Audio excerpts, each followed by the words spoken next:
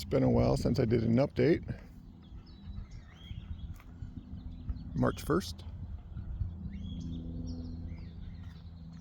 All varieties are flowering except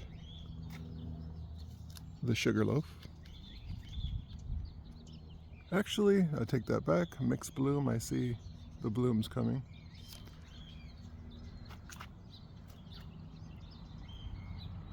Overall, the blooms look really good. The exception may be right here a little bit, sweet tart, but the rest of this is sweet tart. Flies are pollinating. I had quite a few bees on it this morning as well.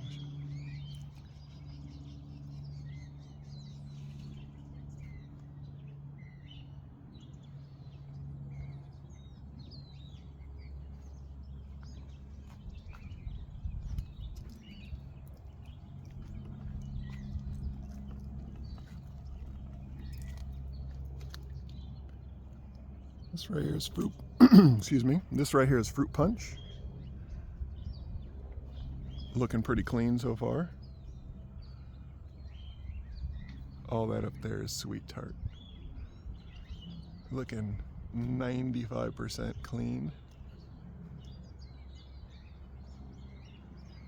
Cack right here.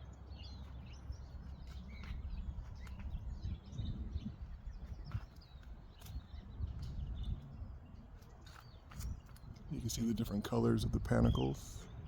Sweet tart right there, cack right here, not as vibrant pink. M4, M4, M4, all in this section. That's, like I said, the sweet tart, just a few little areas that are dark, but I'm not even sure that's disease, to be honest. Once again, this is the... Oh no, I didn't mention this one yet. This is the Golden Queen, Cat Saigon. I think Jinwang. Forgive my pronunciation, and if I'm wrong. Sugarloaf with the mixed bloom right now. This is a cack right here. I did this graft late October, early November. It started pushing about a month and a half ago maybe. And surprisingly, I don't see any bloom on it. Interesting. Cack right here has the bloom. I totally expected this late graft to potentially give me no vegetative growth and only flowers, but no flowers, which is super interesting.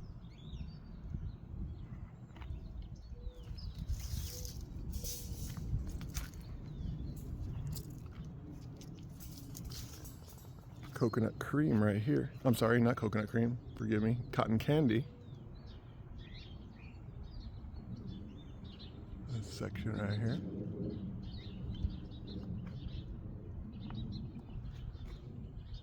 You can see the graft right there. One of the grafts. Another graft. ST Maui.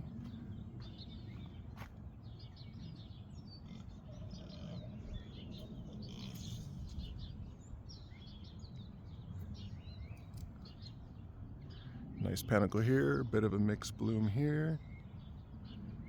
We'll go up top here to see more M4. This whole section right here is M4.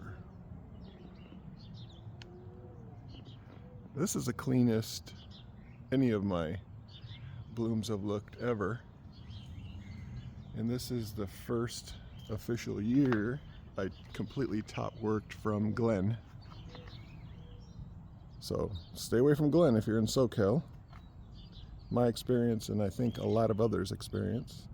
More fruit punch right here. Seems a little droopier on this side for whatever reason.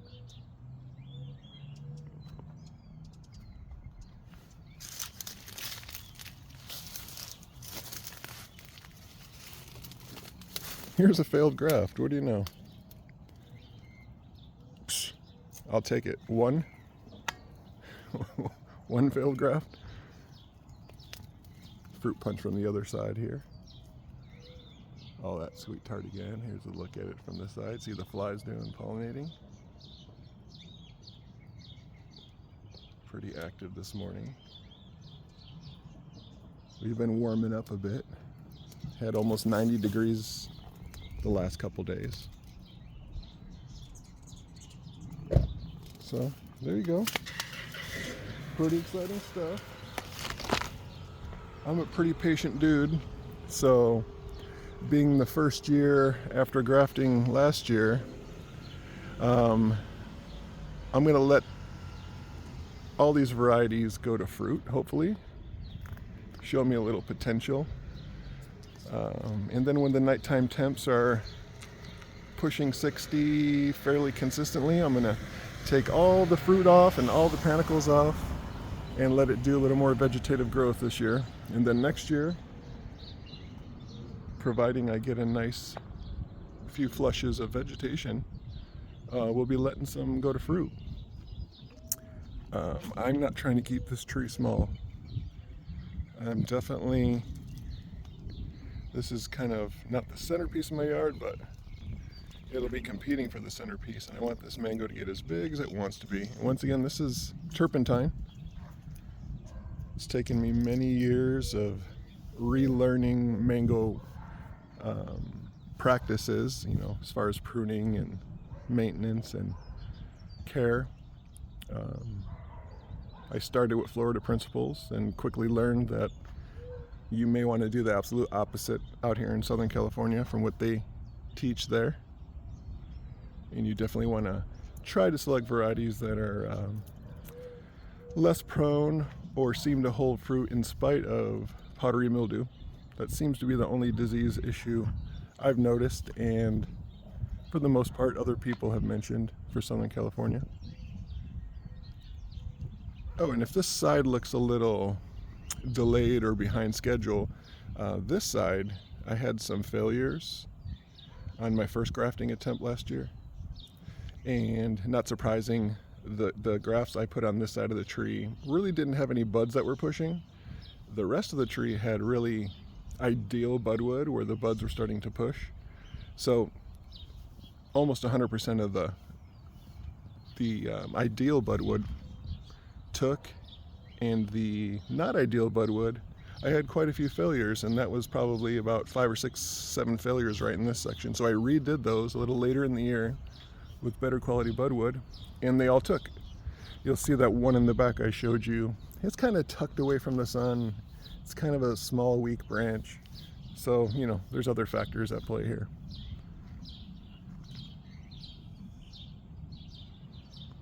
Shout out to Rich. He's changed his channel name a few times, but I think it's Rich's Mango Garden. Forgive me, Rich, but you probably already know about Rich at this point if you're in SoCal. He's helped me with a lot of knowledge and provided me some material. Don't bug Rich if, you know, I don't want to send anybody his way to bother him for things, but he's definitely helped me out with knowledge for sure. I've sourced my budwood from other sources. The vast majority of my budwood came from other sources. Really good people that were willing to work with me and kind of pick and select the best budwood for me. I'm pretty patient, so I'm willing to wait for ideal conditions and material. So I guess that's about it. Nice overcast morning so far.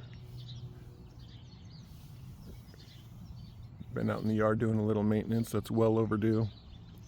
But so it'll be super interesting to see which varieties hold fruit and which varieties fall victim to powdery mildew, if it happens this year. So far so good. This is the best start I've ever had. And you know, I tried to select later varieties, so that may have something to do with it, but I really don't think so. I think this year just may be an exception for powdery mildew pressure. But man, I'm super excited. really looking forward to this tree getting a lot bigger and holding a ton of fruit. And over time I'll be selecting whatever variety works best for me and tastes the best. I'm never going to spray. I'm stubborn like that. I want things to kind of work for themselves and figure it out. So whatever produces for me with zero spraying, and that'll probably be what I end up going with. This may just be like a nursery tree for me where I keep a bunch of varieties, and then the ideal varieties for my location. Everybody has a different microclimate, different conditions. So I'll select whatever varieties work best for me and probably graft them on my other mango seedlings that are in ground. But things are coming along real nicely. If I had to do over, I would not be using Turpentine rootstock. I don't know if I said Turpentine earlier, so if I didn't say Turpentine earlier, that was a mistake. This is Turpentine, and it took a lot of work to get here. I think this is about 9-10 years now for this to be this, and there's been a ton of pruning, and I took it way back last year so I could completely top work it.